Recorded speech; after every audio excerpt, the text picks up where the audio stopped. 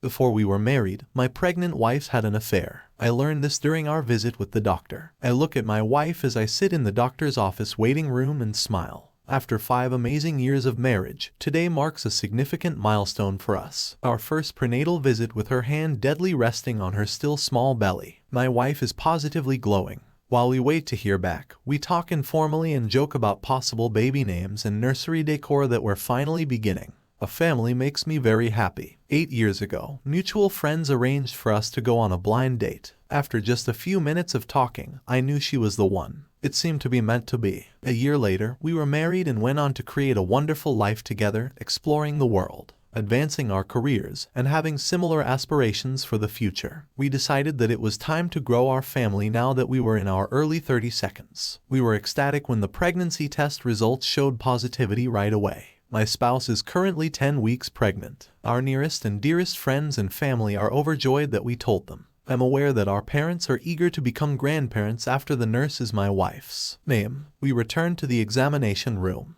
The physician enters, gives us heartfelt congrats, and begins discussing the routine examinations they will perform that day. My spouse is scheduled to undergo blood work to monitor hormone levels and other markers of a progressing pregnancy. We're both healthy and have been taking prenatal vitamins, so I don't see any problems. This is just routine. After taking a few vials of blood, the nurse informs us that the doctor will return soon. With the results, I hold my wife's hand and express my love and gratitude for our family. I genuinely think I'm the luckiest man alive. We have just a few more months until our little one is born. As we wait for the doctor to return, my wife and I carry on our conversation in the exam room in an attempt to kill time. She makes fun of me for being squeamish during the delivery, and I joke that I should get plenty of sleep now before the baby keeps us up all night. We share a laugh, and both of us are still very excited. The doctor eventually returns after a further 20 minutes or so, carrying a folder. She gives us a kind greeting, sits down and opens the file. So far, everything looks great. She smiles. Your blood work indicates you are a healthy young woman with no red flags for pregnancy. Complications with the look of relief on our faces. My wife gives me a firm squeeze. The physician turns to a different page. I do want to confirm your blood type, though. According to the test results, you will be positive. Is that correct? My spouse opens her mouth to reply, but she doesn't see anything. Her eyebrows are slightly furrowed as she glances at me. My chest constricts as the doctor's words take hold. B, is it positive? That isn't possible. 6 years ago, I vividly recall when my wife returned home late from a night out with friends. She mentioned that she had to give blood to a friend who had been involved in an accident and whose blood type was O. I remember her telling me that her blood type matched that of only a few people in their group. Honey, I inquired softly, didn't you say you were O at the time? Alice needed blood. My spouse gazed dark about anxiously. She stammers, oh, maybe the test is wrong. I'll have them run it again. However, her face tells me the truth. That evening she told me a lie. She covered up something with a lie. She didn't want me to know, knowing that our lives will never be the same. I feel as though the world is crumbling beneath me. My thoughts quickly return to the life-altering work trip that took place 6 years ago. It was the longest we had been apart since we were married. 2 weeks that I was gone. I was unable to miss this crucial business summit. My wife told me to concentrate on work, but she said she would be okay on her own. Everything was going well on the trip until that fateful evening when she failed to return home or return my calls. I can still feel the pit in my stomach. When she didn't respond when 10 o'clock rolled around, every time I tried to reach her, her phone went to voicemail. As I paced our apartment, I prepared myself for the worst. At last, she called early the following morning to share her experience of giving blood to her friend Alice, who had allegedly been in an accident. Her explanation didn't sit well with me, especially since she was unable to provide any information regarding the accident or hospital. But I chose to assume the best when I spoke with her. I had no concrete proof of any wrongdoing and our marriage had been great until then. I desired to have faith in her. That evening has been eating away at me for years. I filed it away as hard evidence of her deception when she mentioned absent-mindedly that she had O negative blood. At that time, however, I couldn't be positive that she had cheated. I told myself that bringing it up would only spark a fight. It was simpler to ignore it and carry on as though everything was all right between us. However, I can now see that my worst fears have come true because of the shocked expression on her face when the doctor revealed her true blood type. Back then, she tricked me to cover up her adultery. Our marriage seems to be falling apart, and I'm afraid of what will happen next. My idealized life was merely a delusion and the truth would cause everything to crumble. I keep thinking about that suspicious night 6 years ago, back in the exam room. My wife's blood type revelation has destroyed my faith. I require responses. I ask in a tense voice, how could your blood type be different now? Do you have an explanation for this? My wife moves in her chair and doesn't look at me. She stutters. I must have been confused back then, it was so long ago. I give a head shit, that's not good enough. You distinctly said you were O negative when you donated blood. Why would you lie about that? She stops talking and fixes her gaze on her hands. The physician casts an uneasy glance between us. I say more firmly, I think you need to be honest with me. Does this have anything to do with the night you came home late from being out with Ellis? With tears sparkling in her eyes, my spouse raises her head to face me. She inhales nervously. Okay, yes, I cheated on you that night. I'm so sorry. It feels like someone punched me in the stomach. It is devastating to have her confess, even though I suspected it. Who was he? I remember to myself. She describes it as a one-time error. She quickly regretted involving a man she met at the bar. She cries and apologizes profusely. As I press for more information, as I attempt to comprehend this betrayal, my heart races. She begged me to forgive her, but I'm having trouble thinking clearly at the moment. I sense that our marriage, his foundation, is crumbling. She keeps attempting to defend herself, but I'm done listening. I require room to think. I start to get up, interrupting her in the middle of her statement. I mumble, I can't do this right now. As I leave her sobbing in my wake, my spouse is seated in front of me, tears rolling down her cheeks as she relates the graphic details of her one-night encounter from 6 years prior. She was out drinking with friends when she met a man at a bar. After flirting throughout the evening, they made the snap decision to book a hotel room together when the bar closed. It just happened so fast, she sobs. I was drunk and wasn't thinking clearly. As soon as it was over, I regretted it. I felt so ashamed and guilty for betraying you and our marriage. She continues by explaining her leader lying. She was aware that our whole relationship would fall apart if she came clean about cheating. She created the false narrative to hide her tracks because she was terrified of losing me and the happy future we had planned together. She also lived in constant fear of the truth coming to light. I sit here dumbfounded, not knowing how much of a liar she has been for all these years. I had total faith in her. We were meant to be soulmates, if not partners. How could she pretend everything was fine while lying to my face every day? My dismay gradually gives way to rage when I reflect on all the occasions I've questioned her strange behavior over the years. She's always come up with an explanation that I was able to accept. I feel like such an idiot for not seeing this earlier. I ask nicely, how am I ever supposed to trust you again? Our entire marriage has been built on a lie. Did our vows mean anything to you? I resist her hand as it reaches out to grab mine. There is no longer the woman I thought I knew. Her infidelity has blown up our hopes for a future together. I ignored the doctor's cries for help and stormed out of the office. I doubt that I will ever be able to forget this betrayal. I hurriedly left the doctor's office, barely registering my wife's tears as I went. I slam the door loudly behind me as I make my way to my car, the rage coursing through my veins. I drive aimlessly out of the parking lot while my head spins in this way. How could she betray me? For years the woman I believed to be the most familiar with me has been deceiving me. Was this whole thing a fake? I'm lost in thought as I drive through the city streets, gripping the steering wheel firmly. I've been driving around for a few hours now and I know I can't go home this evening. I need some time and space to process the devastating blow she just dealt to our marriage, because I'm too overwhelmed right now. It would be too much to face her now in our shared sentimental home.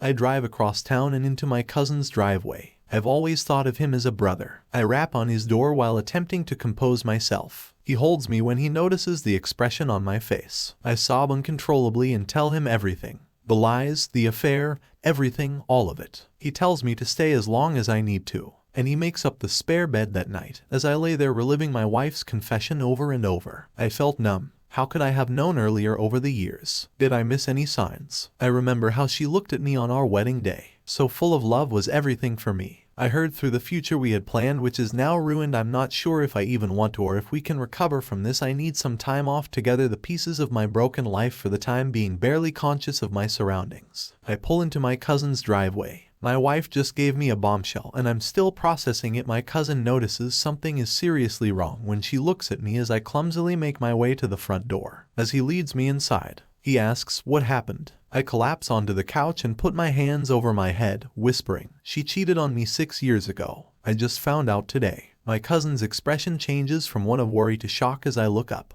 I then tell him the entire tale, including the dubious night she failed to return home, the fabrication about her blood type, and her emotional admission at the doctor's office. My cousin lets me vent while she sits quietly and listens to me talk. He takes a seat on the couch beside me when I'm done. "I'm so sorry," he says, sounding genuinely sorry. "I can't imagine how betrayed you must feel. No one should have to go through this." I know feeling and I rise in my throat. He gives me a comforting pat on the back. "Stay here as long as you need to clear your head." He says to me, "You shouldn't be alone right now. Take the spare bedroom. It's yours." I'm incredibly appreciative and thank him profusely for his support during this nightmare. He brews some tea and we spend long evenings chatting, even though I know the journey ahead will be difficult and drawn out. It helps to have someone to listen. I need to get away from my wife for a bit to process everything. This house has become my haven, providing solace during the storm of emotions. At my cousin's house, I wake up in the spare bedroom and momentarily forget everything that happened the day before the doctor's appointment.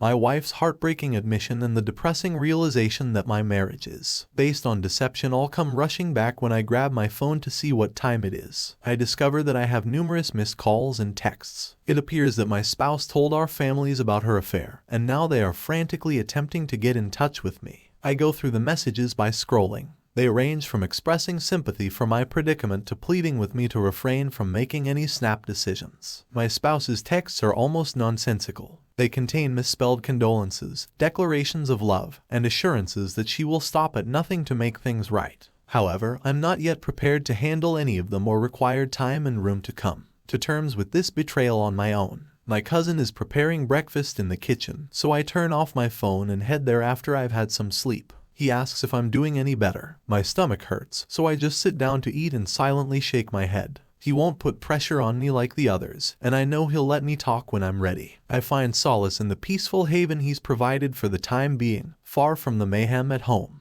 But I'm aware that I'll eventually have to deal with the disorganized fallout. All I can do is hope that I'll have the fortitude and discernment to choose what's best for our unborn child and myself. My wife's name is flashing on the screen as my phone rings once more. I get angry and hurt all over again just looking at it. I don't listen and hit ignore, deleting her voicemail. The texts from her, our families and friends also don't stop coming in, though every notification is like salt in an open wound. I know they mean well. Right now I'm not able to respond to their inquiries or viewpoints. My cousin noticed that I was becoming agitated after my mother-in-law called me 3 times. He says softly, "Hey, don't feel obligated to respond. Everyone processes things differently. Take all the space you need." I thank him for his advice and nod. He's right at this moment. I need to block out the outside world and concentrate inside. I know that if I jump in too soon, I'll see things I'll regret. I kept ignoring the calls and texts for the next few days. It takes a lot of willpower for me to contain my hurt and annoyance. However, I am aware that acting rashly won't solve the problem.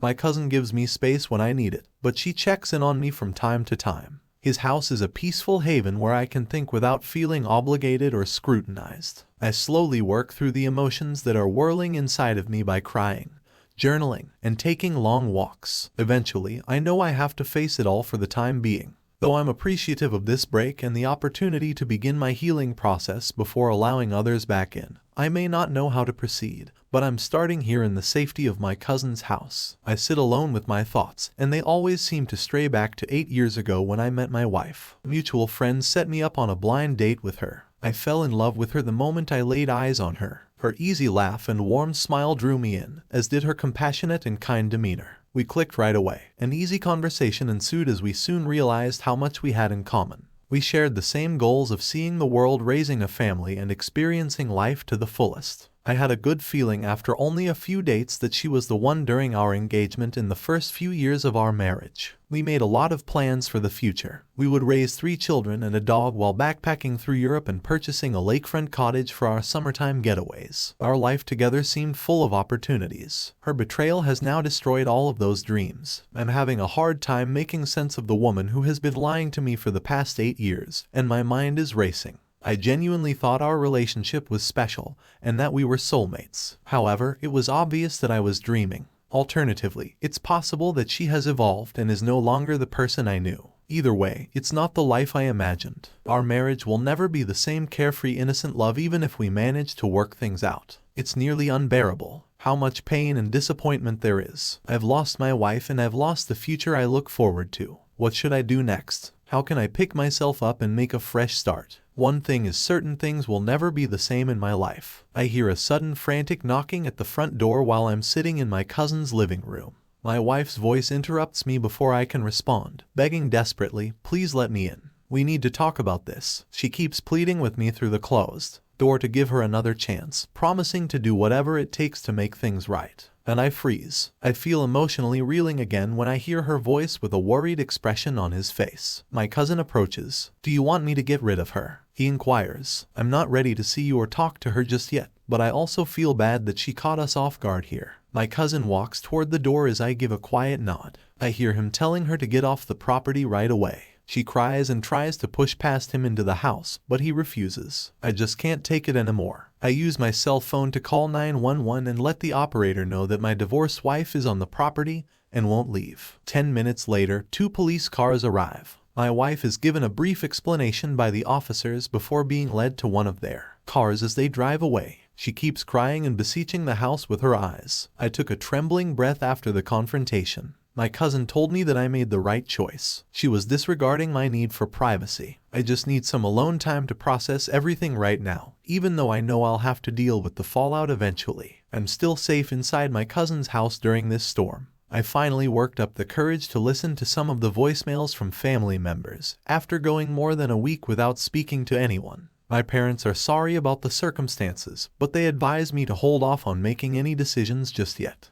My mother-in-law is crying and begging me not to leave my pregnant wife behind when she needs help. Although my wife made a grave error, she has been a mess in her attempts to atone. She claims I hesitated after hearing their points of view. I haven't thought about how my leaving will affect my wife, an unborn child, because I'm too angry and hurt. Is it right that I keep to myself while she handles the fallout on her own? I'm not sure what the right thing to do is at this moment, after all of the lies and betrayal. A part of me still shudders at the mere thought of seeing her. However, I also have obligations as a husband and a prospective father. My cousin notices that I'm conflicted. He declares, "There's no right or wrong here. It's a painful situation either way, but you have time to think it through before making any permanent decisions." I understand his point. I don't have to decide today if I can forgive her or if divorce is inevitable. I remain in my haven for the time being and continue to think, feeling encouraged by my family, even though I'm having trouble deciding what to do next. The moral conundrum bothers me, but being by myself helps me see things. I decided that I needed to know what was available to me, so I scheduled a meeting with a divorce attorney. She takes me through the steps involved in a formal separation and explains what to anticipate in terms of child support and custody. She explains that rather than going through with the divorce right now, it would be better for me financially and legally to try to make amends with my wife, because the baby is probably mine biologically. I would have to pay a hefty monthly child support if we got divorced. Additionally, since the child is still so young, I probably wouldn't get joint custody, just visitation rights. But if my wife and I can sort things out instead, I can still play a significant role as the child's father without the costs and hassles of a contentious legal battle. The attorney outlines how reconciliation might be more beneficial in this case, while still making it clear that it's my decision. I feel torn as I leave the meeting. On the one hand, my wife's deceit and lies continue to cause me great pain, but I don't want to act irrationally now and end up regretting it later. My unborn child comes to mind, who ask for none of this. Is it right to ignore them as a form of punishment? Easy answers do not exist. We discuss the lawyer's recommendations when I return to my cousin's house. He concurs. For the sake of the child, at the very least, I might want to try.